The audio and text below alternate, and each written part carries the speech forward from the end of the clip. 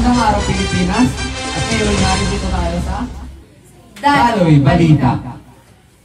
Magandang buhay sa iyo, partner. Magandang buhay din sa iyo, partner. Ngayon ay live na live tayo at ating tatalakayin ang tungkol sa agrikultura. Magandang bagong lahat pala, partner. Batiin muna natin ang ating mga manonood. At ngayon ay ating tatalakayin ang tungkol sa agrikultura na paninimulan ni KJC. KJC, ano nga ba ang balita dyan sa iyo? Maraming salamat mga kadaloy. Ang aking ulat ay patungkol sa nagkakaloob ng hanap buhay at pinanggagalingan ng dulyan. Marami sa ating mamamayan ang naghahanap buhay sa tulong ng agrikultura. Malaking porsyento nito ay tumutugon sa kanilang pangangailangan sa araw-araw. Pinanggagalingan naman ng dulyan. Ang ating mga produkto agrikultural ay ginagamit ng panluwas na bansa. Halimbawa nito ay mga nata de coco, abaka, sugpo, tilapia at iba pang mga produkto. Sa pagluwas nitong mga to, pumapasok sa atin ang mga dolya na nakakatulong upang makabili ng ibang makinarya na kailangan ng ating bansa. Yun lamang at maraming salamat. Muli ako si KJC Morales, nag-uulat.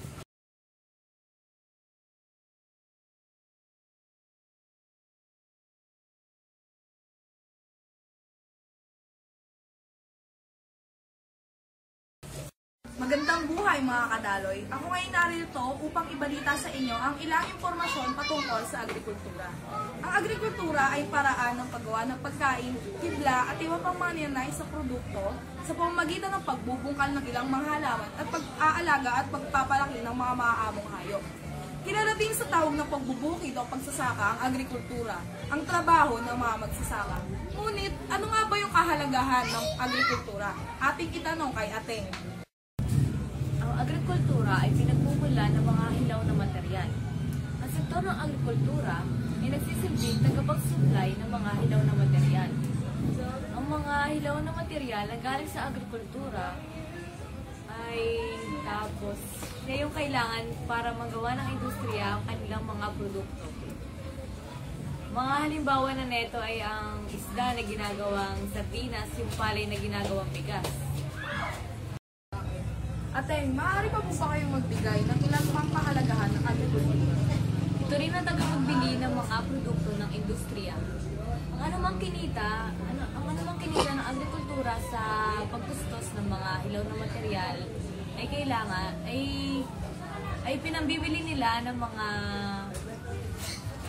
yaring produkto ng industriya. Ateng, maaari po ba kayong magbigay ng halimbawa ng ilang mga produkto? Mga halimbawa na ito ay yung mga makinarya, sabon, damit, mamatay peste, pataba. Ito lang yung mga ilan sa mga yun. Maraming salamat, Ateng. Ngayon ay nalaman natin yung ilan pang kahalagahan o mga halimbawa ng mga agrikultura. Maraming salamat mga kadaloy sa pakikinig.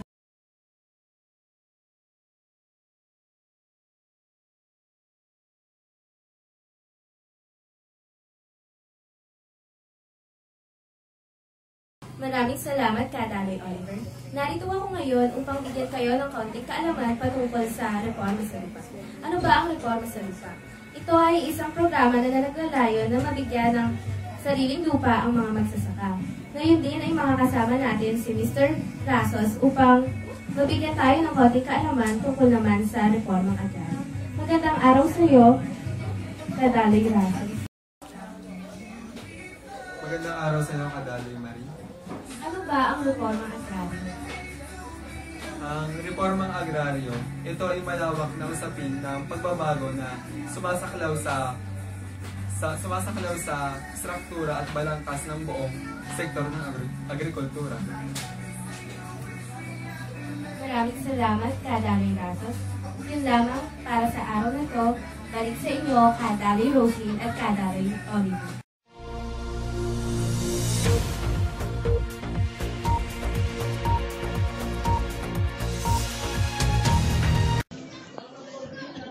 Magandang araw sa lahat ng ating mga tagapakinig. Ang aking ibabahagi ay ang mga batas na nauukol sa reforma sa lupa. Isa narito ang Land Registration Act ng 1902 na nagsasabing kailangan magpatala ng mga titulo sa lupa ang mga may-ari nito.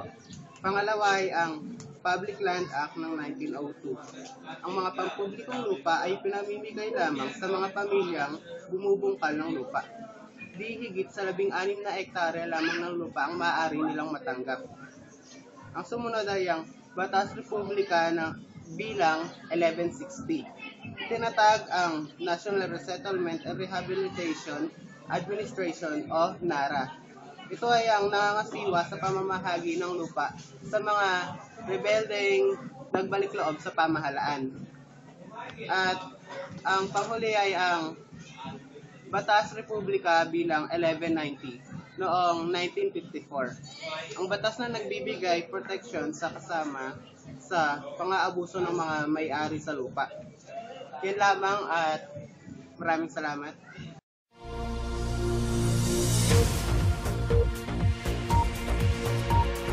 Siyempre, kung may mga suliranin ang agrikultura, hindi naman mawawala ang mga kalutusan ng agrikultura. Halimbawa ng mga kalutusan ng agrikultura. Una, pagbibigay ng subsidy sa mga maliliit na magsasaka. Alam naman natin ang kahulugan ng subsidy. Ito yung pagbibigay ng matatag ng presyo ng mga gobyerno. Ikalawa, pagbibigay ng impormasyon tungkol sa paggamit ng makabagong teknolohiya. Alam naman natin ngayong modern day, mas maganda na yung mga makabagong teknolohiya ang ginagamit ng ating mga magsasaka para mas mapabilis, mas maganda ang paggawa ng mga produkto. Ikatlo, magpapatayo ng mga imbakan para produkto, irigasyon, tulay at kalsada para maging mabilis ang pagpadala ng mga produkto at para hindi nasisira at nagugulo ang mga produkto.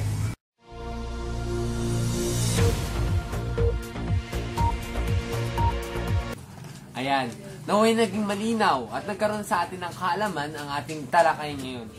At nagpapasalamat nga pala ako sa Jorx Clothing para sa aking damit. At sa ngalan ng aking kapartner na si Carol Jane, ako nga pala ang inyong kadaloy na si Oliver, naniniwala na ang buhay ay parang agrikultura na kailangan palawakin at kailangan paunlarin. At muli ito ang Daloy Balita.